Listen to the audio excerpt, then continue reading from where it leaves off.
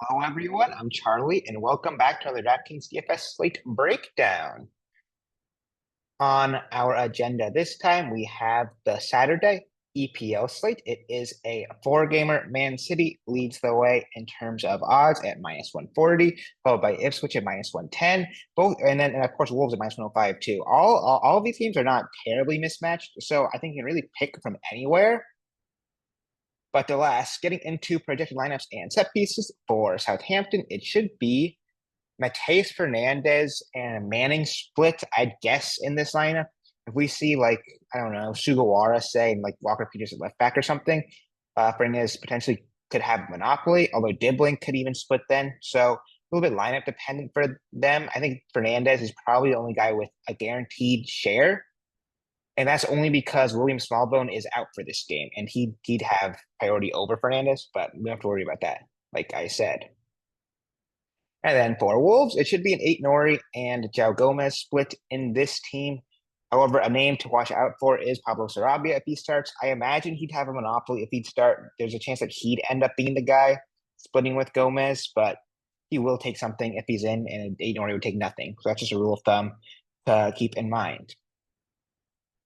Everton and West Ham should be Jack Harrison and James Garner splitting.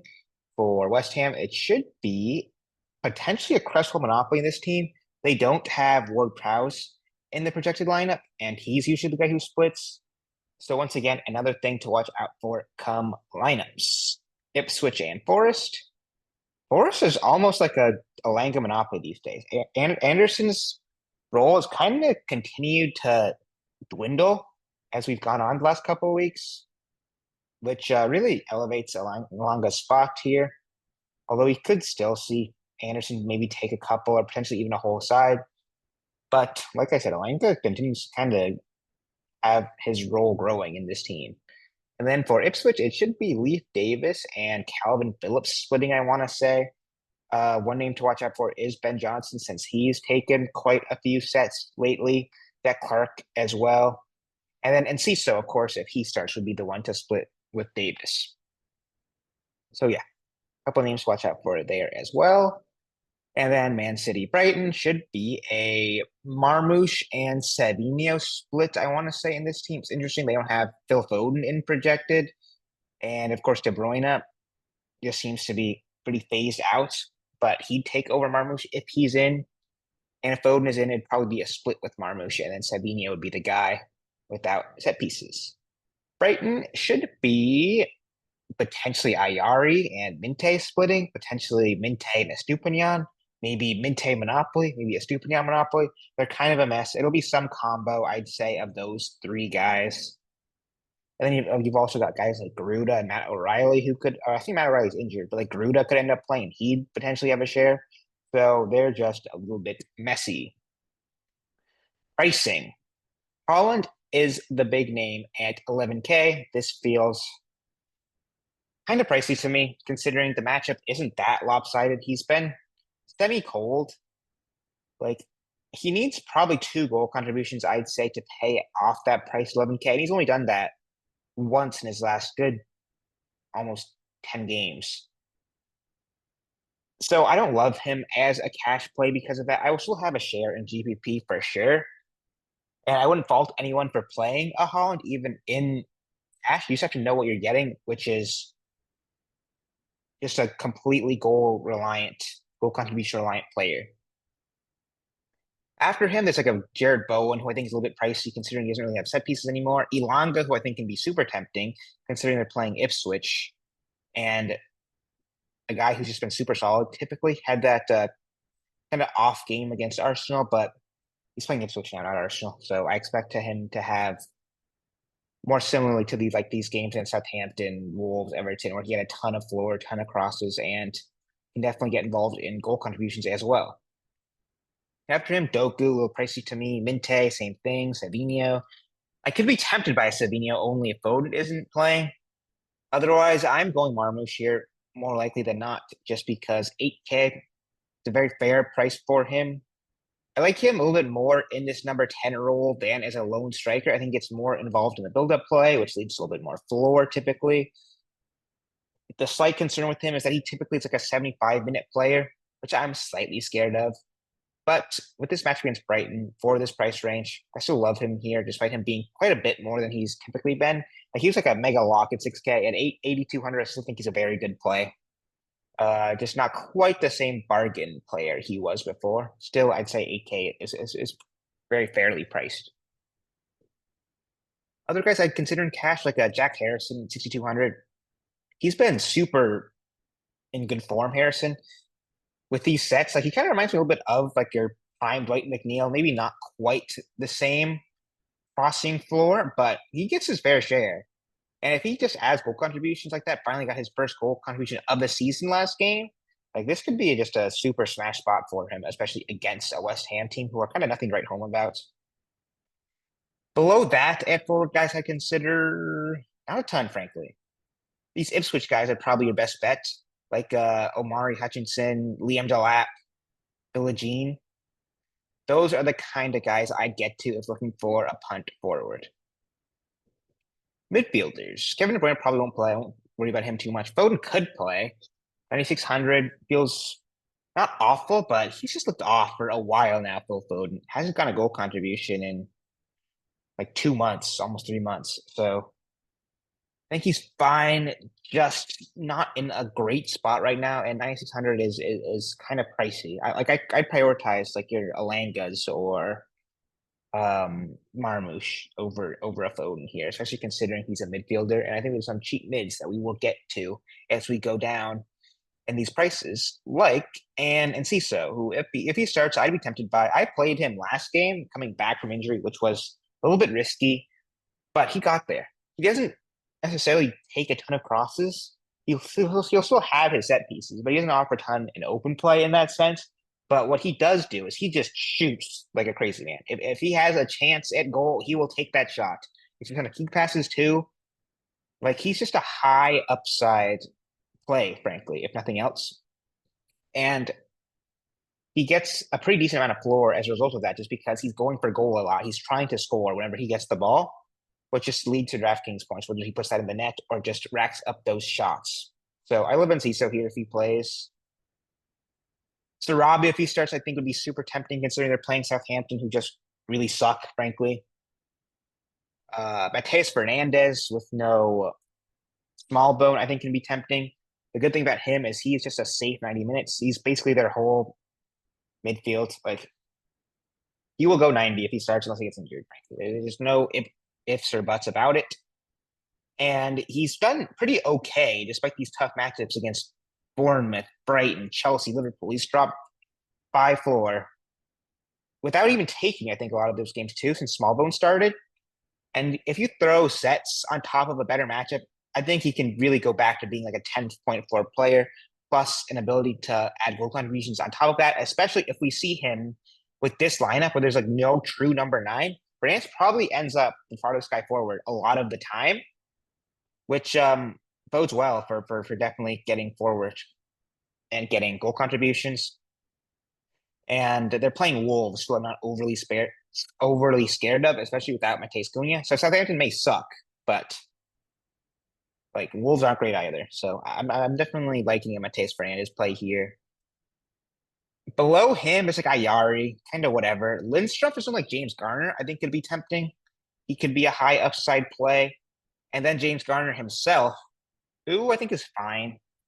I just don't know if I really want that, despite being a bit of a salary saver. I just don't know if you need that when you've got Fernandez, Sarabia if he plays, for just a little bit more. And there's Ward Prowse, who I don't mind if he starts. That'd be a tempting play at 4K.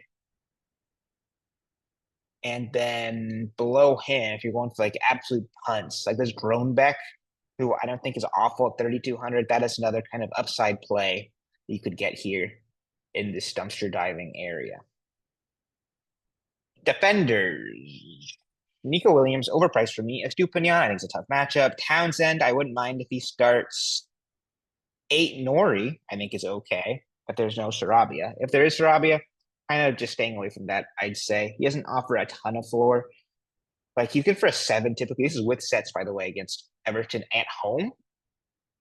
So he doesn't drop your crazy cross stat line that you'll get off of other set piece taking attacking fullbacks.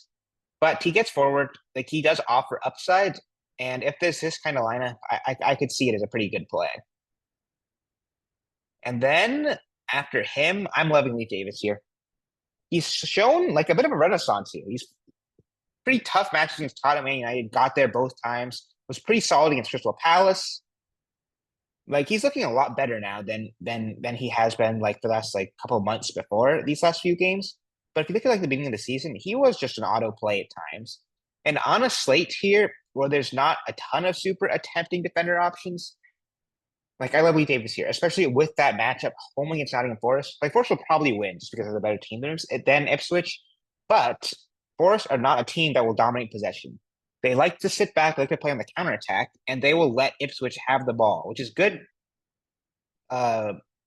Which causes good flow for Ipswich guys like Lee Davis, who will have a chance to get forward, will have a chance to whip crosses into the box, especially if Forest score early, and then like they'll sit back even further, and then you'll get super insane flow. Lee Davis, you should have a ton of crosses in that scenario. And that's a pretty likely outcome just because Ipswich is bad. Like Forest will probably score and probably early at that. So I'm really tempted by Luke Davis play here. He's probably my favorite defender option. I don't even think it's even a question, as a matter of fact.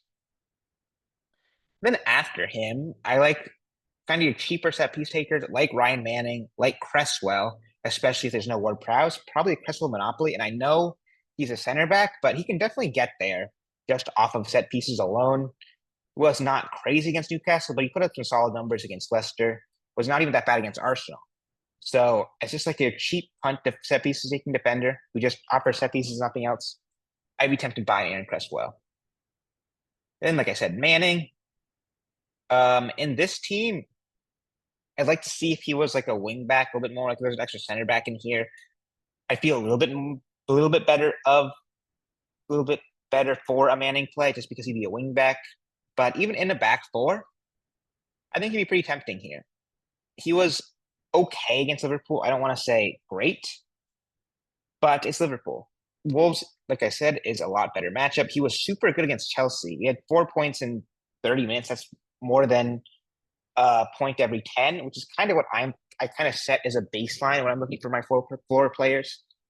Like if you get a point a minute, go 90. That's 9 points right there, which is super solid, as well as any ability to get goal contribution. Suddenly you have like 15, 25 points. So yeah, Manning keeps that pace a lot of the time. Of course, the issue there is he is not typically a 90-minute player. Like he went 60 against Newcastle, has not played a ton besides then. But you look at these games where he's got 90 against Chelsea, Brighton, Aston Villa, 10 points typically, 11, 14 he had against Chelsea. So he definitely has the capability of going 90, and when he does, he typically puts up solid numbers. So I'm a fan of a Manning play here. Not as much as like a Leaf Davis, but I think he's a perfectly viable option. And then one other name I will talk about, or two other names I'll talk about, is Ben Johnson. If he starts 2,900, seems like a super solid play. And then Rico Lewis, just as cheap Man City exposure. When he starts, he typically inverts quite a bit. Like you'll see him kind of play more of a midfield role than fullback, where he just has an ability to just hopefully luck into a goal contribution just by being a body in the attacking third for Man City. And then finally, ending off on goalkeeper, it is, as I always say, a complete crapshoot. Play whoever kind of fits the rest of your build. Don't think too much about it. There's just so much variance in the goalkeeper position. And finally, core, I will leave off on. I'm playing Leaf Davis, and then I'm probably in cash. This is a cash design core, by the way. Let me specify that. So I would probably go a Marmouche and a Langa and call that a day. I think there's a ton of pretty good mid options. I'd like to leave that open in a core.